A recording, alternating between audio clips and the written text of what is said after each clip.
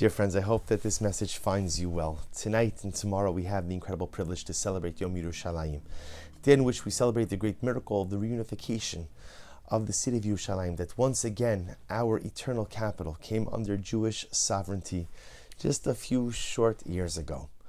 But wherein lies the secret of this city? What is the source of the holiness of Yerushalayim Ira Kodesh? Some things in life, even if you can't define them, you know that they exist. So any Jew, any person who's ever had the privilege to walk on the holy stones of Yerushalayim knows that when you walk there, you just feel different. There are so many holy places in this world, and so many magnificent places, and so many beautiful Jewish communities. But the feeling you feel when you walk in Yerushalayim is an indescribable feeling. A feeling of closeness, a feeling of connection, a feeling of Kiddusha, a feeling of love. I feel blanketed by HaKadosh Baruch Hu, I feel blanketed by Klal Yisrael. Even when I stand and I look at the Kosel, I look at the ruins, the last vestige, the last retaining wall of our beautiful Beis HaMikdash. And I know that in my heart, it's supposed to elicit feelings of sadness, right? Because I know when I look at the Kosel, when I look at that last little bit of wall, I'm supposed to feel, oh, look at everything I've lost. But I'll share with you a secret. When I look at the Kosel, I'm overwhelmed with happiness, overwhelmed with joy, not because I don't understand that it's a remnant of the second temple, but I get to say to myself, I get to daven next to a remnant of the second Beis HaMikdash.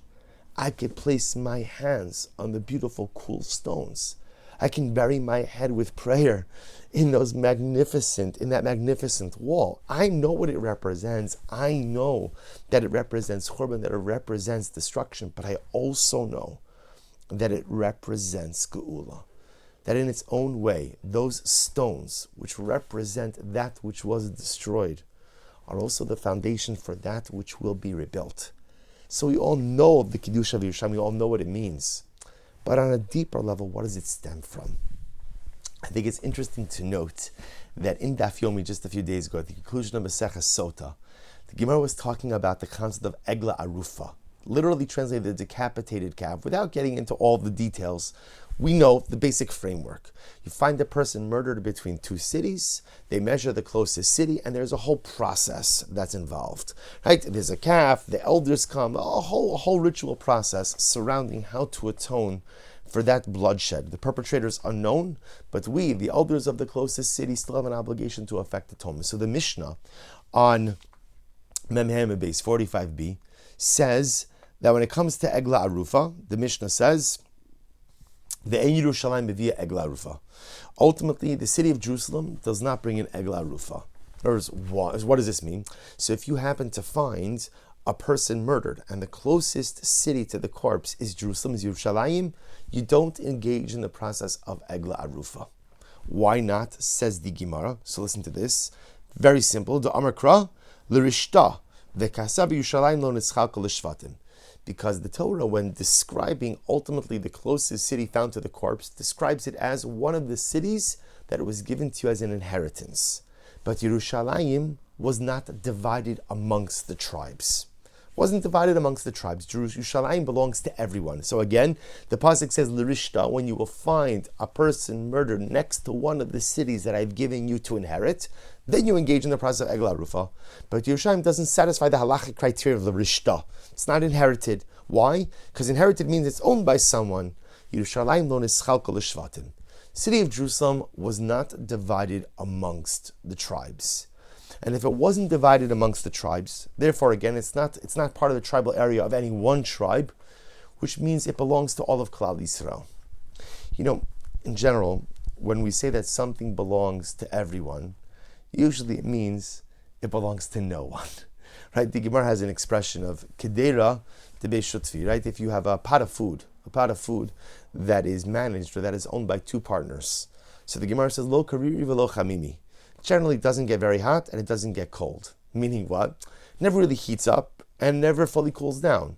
What is that dynamic? When you have two people who are both responsible for something, generally everybody assumes, Reuven says, Shimon will take care of it. And Shimon says, Reuven will take care of it. So who ends up owning it, or who ends up taking ownership over it? No one. So like the pot's never really hot and the pot's never really cold. As they say, it's nishtahin, nishtaher. It's not here, it's not there. It's kind of just hovering. Yet Yerushalayim Ir HaKodesh, the Gemara says, belongs to no one, but it belongs to everyone. It belongs to no one, but it belongs to everyone. No one tribe, even though again the tribal portions of Yehuda and Binyamin, right, are in that vicinity, but Yerushalayim is not owned by any one tribe; it's owned by everyone. And maybe herein lies the unique nature of Yerushalayim, that there are certain things that can never be possessed by any one person, by any one tribe. There are certain things that have such immense holiness that by definition, they can only belong to a greater collective. An example of this Torah, our beautiful, holy, magnificent Torah. Who does Torah belong to? Torah belongs to Talmidei Chachamim, Torah scholars. No, it doesn't. The truth is, Torah belongs as much to the Am Haaretz as it does to Talmid Chacham. It belongs as much to the ignoramus as much as it does to the greatest of scholars. I own Torah as much as Moshe Rabbeinu owned Torah. The difference between me and Moshe Rabbeinu is Moshe Rabbeinu accessed it. I don't access it as much. But we both have the same level of ownership.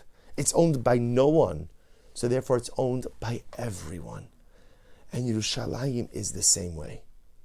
Yerushalayim is a city which sits on the very reservoir of universal Kedusha. Chazal tell us that all bracha that comes to the world comes from Eretz Yisrael. And all bracha from Eretz Yisrael comes from Yerushalayim.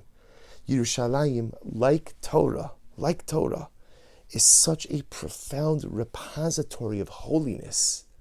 Lo nischalka l'shevatim, can't be owned by a tribe, can't be owned by a group. No one person, no one group to lay claim to it.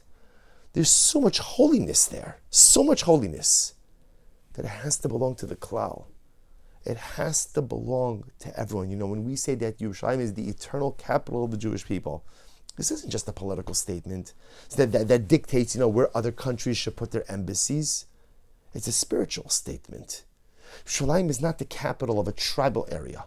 Yerushalayim doesn't belong to Charedim or to Chilonim. It doesn't belong to Mizrahi. It doesn't belong to Dati Le'umi or Charedi Dati Le'umi. It doesn't belong to those who serve in the IDF, and it doesn't belong to those who learn in yeshivas.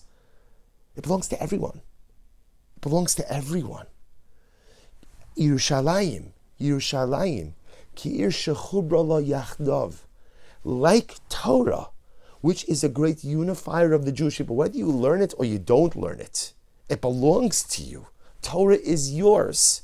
Whether you live in Yerushalayim, you don't live in Yerushalayim, you love Yerushalayim, you don't love Yerushalayim, it's yours. It's yours because it belongs to Klal Yisrael. There are very few things in this world that people can't own. And with enough money, with enough influence, you could own almost anything. But not Yerushalayim Ir HaKodesh. Yerushalayim, because of its immense and immeasurable holiness, belongs only to Klal Yisrael. And this is what we celebrate. We celebrate that just a few short years ago, because it is 1967, it's like yesterday in the continuum of the Jewish experience, just a few short years ago, the Ribono Shel Olam gave us something back that belongs to us. The miracles that govern the recapture, reconquering of Yerushalayim, the miracles that govern the reunification of our holy city. We take for granted that you could walk through the streets of Yerushalayim today, and it's yours. It's yours, Chevra. It's not so long ago that this was not the case. And the gift that we celebrate is not just I got something, you got something. Klal Yisrael received something that only Klal Yisrael could possess. Like Torah, which could only be possessed by the Klal, Yerushalayim could only be possessed by the Klal. Just like the Kedusha of Torah is too immense, no individual can lay claim to it, the Kedusha of our holy city is too immense. No one person, no one tribe can lay claim to it. It belongs to the Klal.